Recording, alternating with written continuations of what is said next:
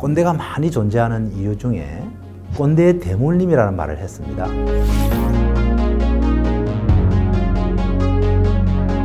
이 꼰대 성향 때문에 조직 환경과 성과에 상당한 제해 요인으로 작용한다는 거죠.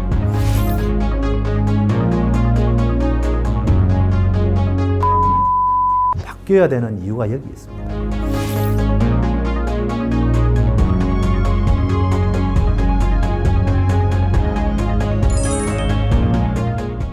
네, 여러분 반갑습니다.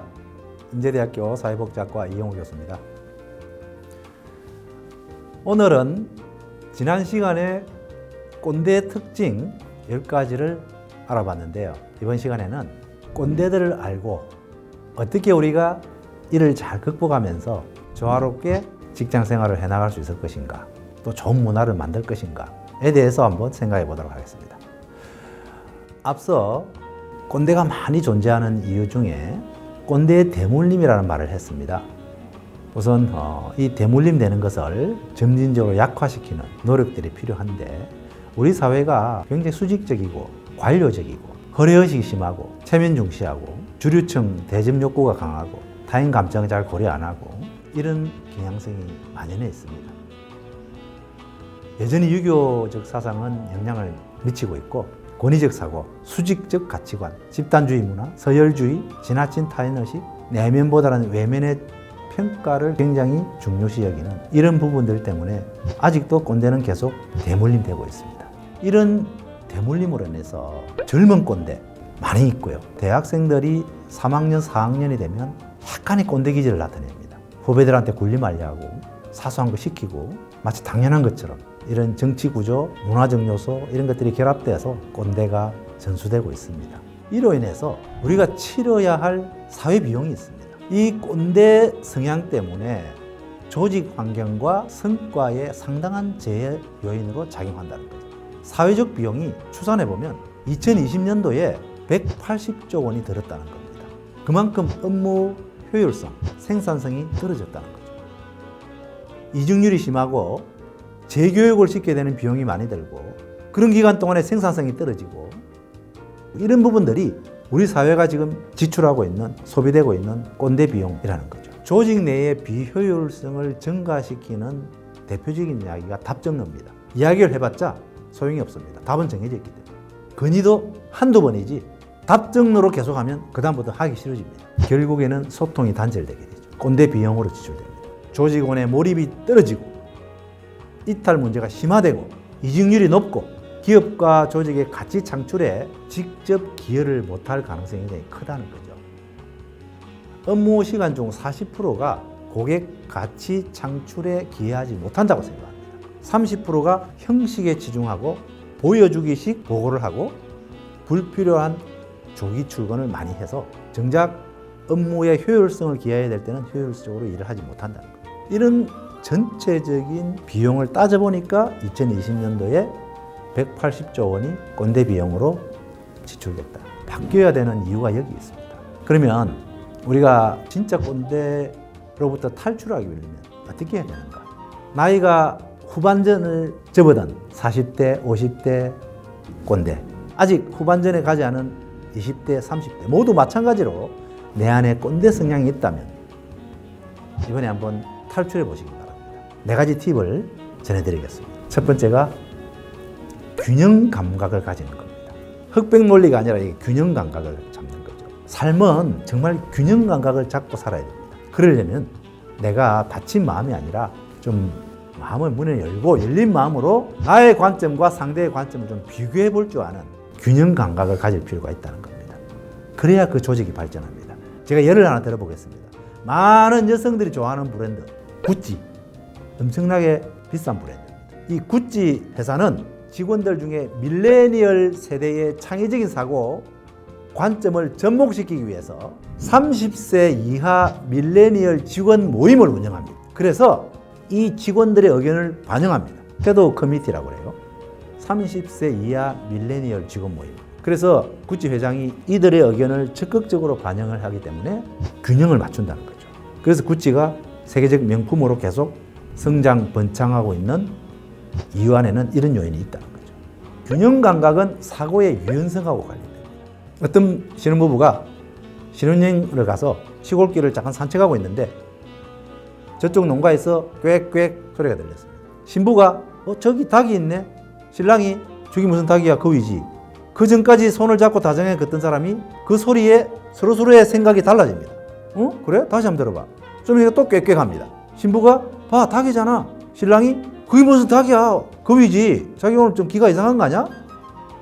서로의 주장을 맞다고 관철시키기 위해서 두 사람은 긴장하기 시작합니다. 이제는 손을 놓고 다시 한번 들어봐 하면서 두 사람이 길을 걷습니다. 드디어 농가에서 꽥꽥 소리가 났습니다. 그 신혼여행 갔던 신부가 신랑 쪽으로 몸을 휙 돌리면서 봐, 닭이잖아, 이렇게 이야기합니다.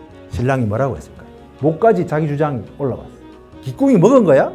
저게 무슨 닭이야, 꽥꽥이 겁이지. 이렇게 여기까지 소리를 치려고 올라왔는데 몸을 돌려서 신부의 눈을 딱 보는 순간 눈가에 눈방울이 맺혀 있는 걸 보고 아, 닭이네, 맞네, 내가 피곤해서 잘못 들었어, 미안해, 이리 와. 등을 또닥이면서 안고 행복한 시간이 지속됐다는 거예요. 그때 신랑은 유연성을 발휘한 겁니다.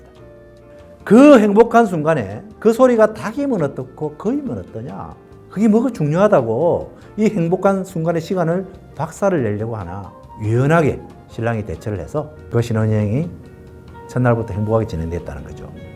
여러분들은 살면서 생활하면서 이런 적이 없습니까? 별로 중요하지도 않은 것 가지고 서로의 좋은 시간을 박살낸다는 거죠. 균형감과 유연성이 필요한 이유가 여기 있습니다. 두 번째입니다. 자기인식입니다. 앞서 제가 말씀드렸는데 자기 내면 속에 부모 성격, 얼라 성격을 한번 들여다볼 필요가 있다. 그래서 자신의 과거 성장 과정에 대한 성찰, 내 안에 어떤 결핍은 없나, 좌절당한 경험은 없나, 어떤 두려움은 없나, 열등감은 없나, 꾸지람과 불합리한 명령에 지나치게 복종하는 경향은 없나, 아니면 분노하는 경향은 없나, 내 속에 어떤 열패감, 열등감은 없나, 이런 부분들을 들여다보는 겁니다. 그런 부분들이 꼰대질을 하게 만드는 원동력이 될 수도 있기 때문입니다. 그래서 내면의 여행을 떠나야 비로소 세상이 보인다. 그래서 자기 인식을 하는 방식으로는 명상을 추천해 드립니다.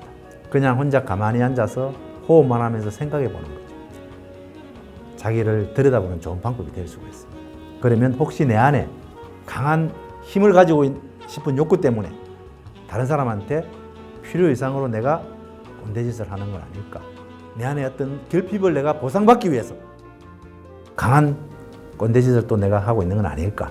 이런 것들을 돌아본다는 겁니다. 그래서 우리 사회는 자기 인식을 너무 하지 않고 삽니다. 자기 내면을 들여다보기보다는 끊임없이 자기 외부를 지나치게 몰입하면서 보고 산다는 거죠. 그러면서 어떤 일이 일어나면 전부 외부 탓으로 돌립니다. 세 번째, 내용보다는 태도의 문제다 라는 것을 여러분들이 인식하면 좋겠습니다. 타인에 대한 태도를, 다른 사람에 대한 태도를 어떻게 지금 하고 있는가? 자신의 경험과 내용의 전달의 문제에서 태도가 가장 크게 작용한다는 거예요. 자기가 경험한 거 다른 사람한테 알려주는 건 굉장히 좋은, 그죠? 그 사람한테 도움이 되고. 근데 그것을 전달하는 태도가 문제라는 거예요. 나는 니보다 뛰어나, 니보다 더 나아. 상대를 굉장히 열등감 들게 만들고 부족감을 느끼게 만들면서 자신의 경험을 알려줄 때는 역효과가 날 수 있다. 자신의 경험을 잘 전달하는 것을 태도를 어떻게 전달하냐에 따라서 가져가냐에 따라서 달라질 수 있기 때문에 내용보다는 태도의 문제다 라는 것을 알고 내가 다른 사람에게 어떤 태도로 교류하는가 한번 생각해 보면 굉장히 도움이 될 겁니다. 네 번째가 다양한 경험입니다. 꼰대로부터 탈출하려면 다양한 경험을 해봄으로 인해서 균형 감각을 가질 수도 있다. 사람과 장소와 활동 등등 다양한 사람을 만나고 다양한 장소에 가보고 다양한 활동을 하면 그 사람의 사고의 폭이 그만큼 넓어질 수 있다는 거죠. 나와 전혀 다른 배경이나 경험을 가진 사람들 만나보고 완전히 다른 분야의 사람들과도 교류를 해보고 그것이 자기 자신의 시냅시스를 훈련시키는, 뇌를 훈련시키는, 그래서 새로운 시냅시스가 만들어짐으로 인해서 사고가 굉장히 유연해지고 그럴 때 꼰대로부터 우리는 탈출할 수 있다는 거죠. 네 가지 말씀을 드리고 그래서 이 선진국의 이 네 가지로 탈출해서 나이스한 사람, 뭐 탈출하지 않아도 나이스한 사람이 있습니다. 합리적 개인주의라고 합니다. 나의 내면에 있는 꼰대로부터 탈출하는 것은 합리적 개인주의를 갖자. 한국 사회에 필요한 합리적 개인주의, 이걸 강조한 사람이 있습니다. 개인주의자 선언해라. 문유식 판사입니다. 이 사람은 이런 책을 썼습니다. 개인주의자 선언. 여러분들은 개인주의자 하면 굉장히 이기적인 사람으로 착각하는데 그렇지 않습니다. 합리적 개인주의자가 되라는 겁니다. 합리적 개인주의자는 조직의 목적도 생각할 줄 알고 조직 속에서 협동과 협력도 생각할 줄 알면서 자신의 주장, 자신의 시간 이런 것도 동시에 주장하는 겁니다. 이기주의자하고는 다른 겁니다. 자, 이 사람 누굴까요? 홍콩의 배우 주윤발입니다. 이 사람도 재산이 100억 가까이 있지만 전철을 타고 다니고 여러 사람들을 만나서 이야기를 하고 속기 말해서 전혀 꼰대 티가 나지 않는 삶을 사는 나이스한 사람. 다른 사람 의식하지 않습니다. 복장 편하게 입고 지하철 타고 내 내면에 충실한 거죠. 외부의 평가보다. 이 사람 누굴까요? 로버트 드니로입니다. 이 사람이 한때 이런 영화에 나왔죠. 인턴이라는 영화에. 정년퇴직하고 나이가 많지만 70 다 됐지만 이 사람이 가진 업무 경력, 경험을 젊은 사장이 알고 고용을 합니다.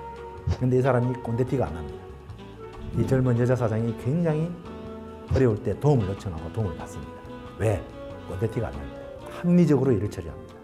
만약에 내 안에 꼰대가 있다면, 꼰대티가 있다면 나를 고유한 나로 누구에게도 틀리지 않는 내면을 가진 나를 만들고자 하고 그러한 나를 지키는 것으로서 방법은 독서하는 게 도움이 됩니다. 독서는 사고의 폭도 넓혀줄 뿐만 아니라 나를 단단하게 해줍니다. 그렇게 단단하고 고유한 내면을 가진 존재들, 자기 세계를 가진 이들이 타인을 존중하면서 살아가는 세상. 하루의 일과를 마치면 조용히 자기 집으로 돌아가 소박하고 맛있는 저녁 식사를 마친 후에 자기 소파에 앉아서 어제 읽던 책을 이어서 읽는 삶.